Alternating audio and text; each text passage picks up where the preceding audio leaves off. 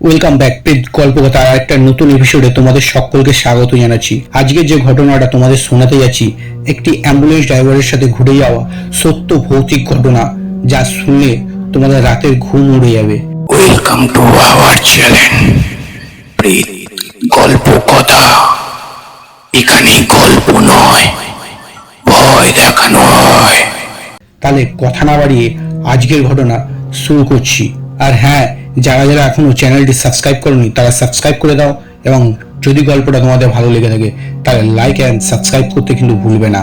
ঘটনাটা যেভাবে লেখা হয়েছে আমি সেইভাবেই তোমাদের পড়ে শোনাচ্ছি। নমস্কার দাদা, আমি সূর্য উড়িষ্যার খুব একটা প্রত্যন্ত গ্রাম থেকে বলছি। আজকের যে ঘটনাটা তোমাকে লিখতে বসেছি সেই ঘটনাটা শুধু আমি নয়, আমার সমস্ত পরিবারকে শেষ করে দিয়েছিল আমার ছোট ছোট ছেলে মেয়েদের জীবনটাকেও। আজকে সেই দুঃখের ঘটনাই তোমাকে লিখতে বসেছি। আমি উপরওয়ালার কাছ থেকে দোয়া করি যেন কোনো দিন কারোর সাথে এই ঘটনা যেন না ঘটে।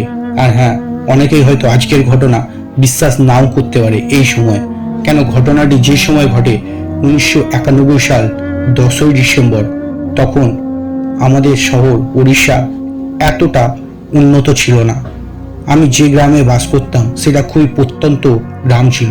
প্রথমে বলে রাখি, আমি পেশায় সেই সময় একজন অ্যাম্বুলেন্স চালক ছিলাম। আমার মূলত কাজ ছিল থানার আন্ডারে। থানা থেকে যেসব মৃতদেহ কাজ হতো, যে হসপিটাল বা মর্গে নিয়ে যাওয়ার, আমি মূলত সেইগুলোই করতাম। এবং মাঝে সাঝে যদি কারো প্রাইভেট লাগতো বা কোনো রোগীকে হসপিটালে পৌঁছে দেওয়ার থাকতো, আমি তখন এইগুলো করে ফেলতাম। তো এমন একদিন আমি শুয়ে আছি, রাত ঠিক 1:30-2 নাগাদ আমাকে থানা থেকে ফোন করে বলে যে একটা মৃতদেহ মর্গে নিয়ে যেতে হবে, ওখানে পোস্টমর্টম হবে। তো আমি স্যারকে বলি, স্যার এখন তো রাত অনেক, আমি সকালবেলা যদি মৃতদেহটা মর্গে পৌঁছে দিই।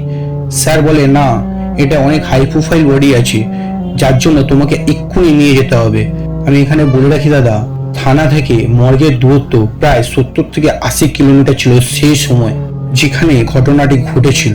আমি 7-5 কথা না ভেবে গাড়ি নিয়ে চলে যাই মৃতদেহ যেখানে আছে। আমি গিয়ে দেখি মৃতদেহটা খুব করুণ অবস্থায়, মানে সদ্য সেই সময় গলার ফাঁস খুলে বডিটাকে নামিয়ে প্যাকিং করা হচ্ছে।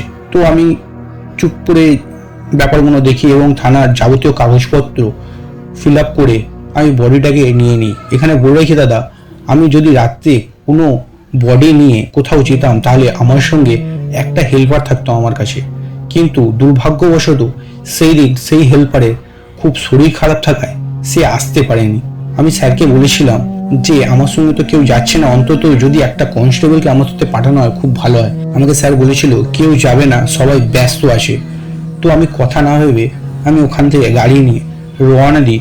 প্রায় ওই 2:15 নাগাদ যে স্থান থেকে আমাকে বডিটা নিতে যাওয়া হয়েছিল তার থেকে আমার ঘরের দূরত্ব ছিল মাত্র 1 কিলোমিটার। তো আমি রীতিমতো সব কাগজে ফর্ম ফিল আপ করে যাবতীয় পেপার ওয়ার্কস করে আমি বডিটাকে নিয়ে বেরিয়েছি। আর আগেকার দিনে রাস্তা মানে তারা বুঝতে পারছো খুবই খারাপ রাস্তা ছিল। তো আমি প্রায় ধরে নাও 20-25 কিলোমিটার একাই যাচ্ছি।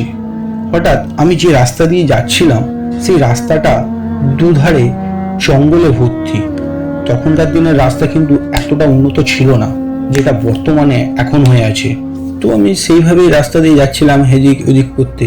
হঠাৎ দেখি লুকিং গ্লাসে পিছনের দিকটা দেখি লাশটা দড়িটা খুলে গেছে। যেহেতু কেউ ছিল না তাই লাশটাকে স্ট্রেচারের সঙ্গে ভালো করে বাঁধা হয়েছিল। আমি দেখলাম হয়তো রাস্তা খারাপের জন্য এদিক ওদিক দুলতে গিয়ে হয়তো খুলে গেছে বাঁধনটা। আমি গাড়িটা একটা সাইড করে দড়িটা গিয়ে আবার বেঁধে দিই।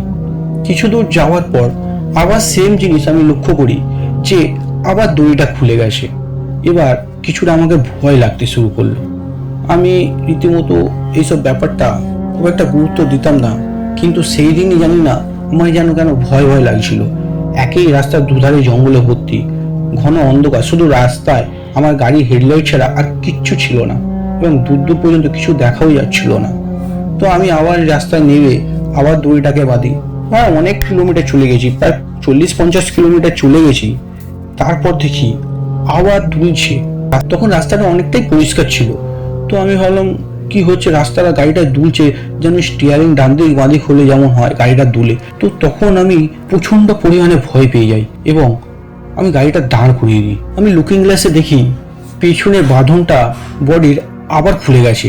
আমি গাড়িটা আবার সাইড করে বাঁধতে যাব, সামনের দরজাটা যে খুলেছি আমি দেখি স্তম্ভিত।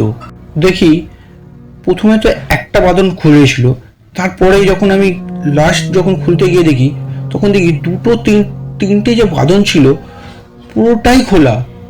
আমি স্তম্ভিত হয়ে গেলাম। আমি বললাম এই যে রাস্তাটা এলাম এখানে এতটা কিন্তু গর্ত ছিল না, যার জন্য বডি হেলাদুলার জন্য বাঁধন খুলে যাবে। আমি 7 না ভেবে আবার বেঁধে দিই এবং প্রায় আরও 3-4 কিলোমিটার যখন যাই হঠাৎ চোখটা আমার সামনে লুকিং গ্লাসে পড়তেই আমি গাড়ির ব্রেকটা জোরে মেরে ফেলি এবং সামনের দিকে কিছুটা এগিয়ে যাই। লুকিং গ্লাসে দেখি পিছনের বডিটা উঠে বসে আছে এবং একভাবে আমার দিকে তাকিয়ে আছে। সে দৃশ্য আমি কি বলবো দাদা, আজও মনে করলে আমার হৃদস্পন্দন কাঁপে। আমি আর 7 না ভেবে ঠাকুরের নাম নিতে নিতে আমি গাড়ি আবার স্টার্ট দিই এবং জোরে গাড়ি চালাই। এতটাই জোরে গাড়ি চালাতে থাকি এবং মাঝে সাঝেই আমার চোখটা লুকিং গ্লাসের দিকে যখনই তাকায় তখনই দেখি ও দেখছে আর খিলখিল করে আমার দিকে তাকিয়ে হাসছে। গাড়ি তখনও পেছনেরটা দুলছে। আমি প্রায় গাড়ির বেগ 80 থেকে 90 কিলোমিটার বেগে ছুটছি ওই রাস্তায়। তারপর আবার খারাপ রাস্তায় এসছে। আমি কিচ্ছু চারদিক না দেখে দ্রুত গাড়ি চালাতে থাকি এবং হঠাৎ জানি না কি হয়, আমার গাড়িটা স্টিয়ারিংটা ঘুরে যায় এবং আমি সামনের যে খাদ ছিল সেই খাদে পড়ে যাই।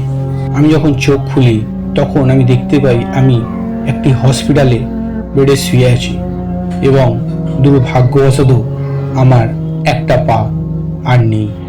আমি ডাক্তারদের কাছ থেকে খবর নিয়ে জানতে পারি যে সময় আমি গাড়ি নিয়ে খাদে পড়েছিলাম সেই সময় গাড়ির একটা কাঁচ ভেঙে আমার পায়ের এফোর ওপর হয়ে গেছিল। ডাক্তাররা অনেক চেষ্টা করেছিল কিন্তু পাটাকে কোনো মতে রক্ষা করা যায়নি, যার জন্য বাধ্য হয়ে পাটা কাটতে হয়েছিল। এই ছিল দাদা আজকের আমার ঘটনা। আমি জানি আজকের এই ঘটনাটা অনেকে হয়তো বিশ্বাস করবে না, কিন্তু যার সাথে ঘটেছিল সেই জানে তার কি অবস্থা হয়েছিল এবং কি পরিণতি হয়েছিল সেই দিন। তোমার যদি দাদা ঘটনাটা ভালো লেগে থাকে তাহলে অবশ্যই ঘটনাটা পড়ে শুনিও তোমার চ্যানেলে। ঘটনাটা একটু আজকের ইউনিক ছিল এবং ভয়ঙ্কর ছিল। তোমাদের কি মনে হচ্ছে ঘটনাটা সম্পর্কে অবশ্যই কমেন্টে জানিও। তাহলে দেখা হচ্ছে নেক্সট এপিসোডে।